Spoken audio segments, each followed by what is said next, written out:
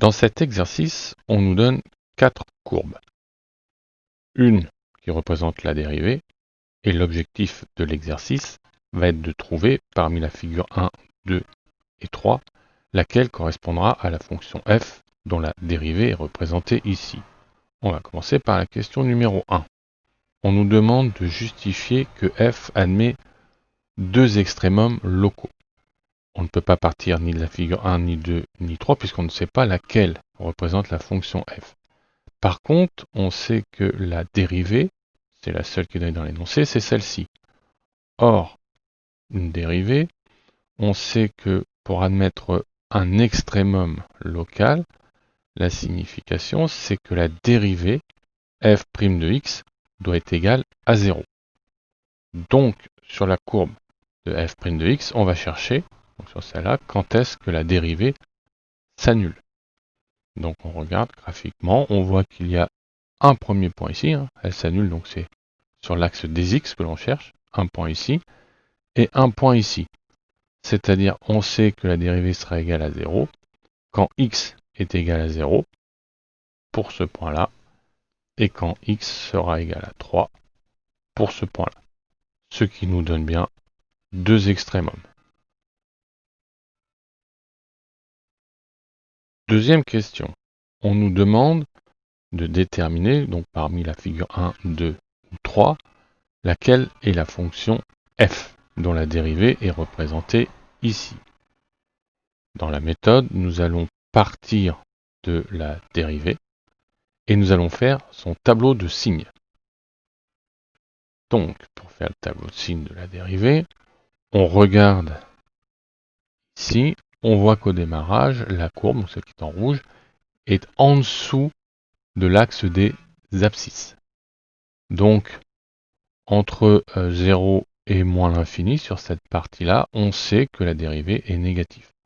Donc comment je peux le mettre dans mon tableau? Je vais mettre comme ceci, entre moins l'infini et 0, je sais que ma dérivée est négative. Je mets un petit mot. À partir de 0. Alors nous, on ne s'occupe pas des variations. Le fait qu'elle soit croissante et décroissante, ça ne nous intéresse pas. Nous, on est sur la dérivée. Donc la dérivée, dans ce cas-là, c'est son signe. On s'aperçoit qu'elle est positive, et toujours positive, entre 0 et 3. Donc, dans mon tableau, entre 0 et 3, le signe de la dérivée est positif. Ensuite, il ne me reste plus qu'à regarder sur la dernière partie de la courbe. Après 3, toujours sur l'axe des abscisses, après 3, je vois que la fonction f' est négative. Donc, entre 3 et plus l'infini, ma fonction est négative. À partir de ces informations-là, je vais pouvoir en déterminer les variations de f. Pourquoi? Puisque je sais que quand la dérivée est négative, donc par exemple entre moins l'infini et 0, je sais que la fonction sera décroissante. Entre 0 et 3, puisque ma dérivée est positive, je sais que ma fonction sera croissante. Et entre 3 et plus l'infini, puisque ma dérivée est négative, je sais que ma fonction sera décroissante. Je vais exploiter maintenant ces variations que je viens de trouver parmi les trois courbes que j'ai ici. Alors, si je commence par la courbe de la figure numéro 1, je suis décroissant jusqu'à 0. Ah, ça commence plutôt bien. Après, je suis croissant. Par contre, je ne suis pas croissant jusqu'à 3, mais vous voyez, jusqu'à 2. Or, normalement, je devrais être croissant jusqu'à 3. Donc, ça ne peut pas être la figure numéro 1. Je peux donc l'éliminer. Je fais maintenant le même raisonnement sur la figure numéro 2.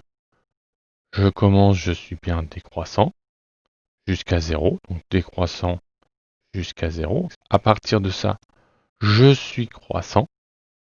Je suis bien croissant ici. Et là, je vois que je suis croissant ici jusqu'à 3. Pardon. Ah bah justement, c'est 3. Donc c'est plutôt bon signe. Et après, je deviens décroissant. Je deviens décroissant. La figure 2 nous paraît bonne. Alors après, je regarde la figure 3. La figure 3, de toute manière, elle est tout le temps décroissante. Donc je pouvais l'éliminer dès le début, puisque le tableau de signe de f' me disait décroissant, croissant et décroissant. Donc, je peux éliminer la figure 3. Et donc la figure correspondant à f est la figure 2. Dernière question, donc la question numéro 3. On me demande d'en déduire l'équation de la tangente au point d'abscisse 1. Donc nous, on va travailler avec cette courbe-là et cette courbe-là. Alors il faut se rappeler l'équation d'une tangente.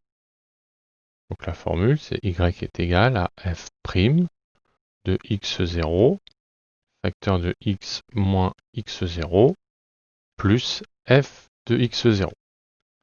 Alors x0, c'est le point auquel on cherche la tangente. Donc nous, dans notre cas, c'est 1. Donc la formule, je pourrais l'écrire, c'est f' de 1, facteur de x moins 1, plus f de 1. Après, il va falloir que je calcule f' de 1.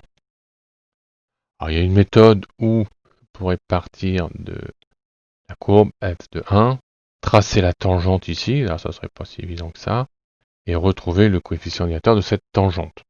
Pas très facile à faire, mais là je vais pouvoir utiliser directement la courbe f', puisqu'elle m'est donnée.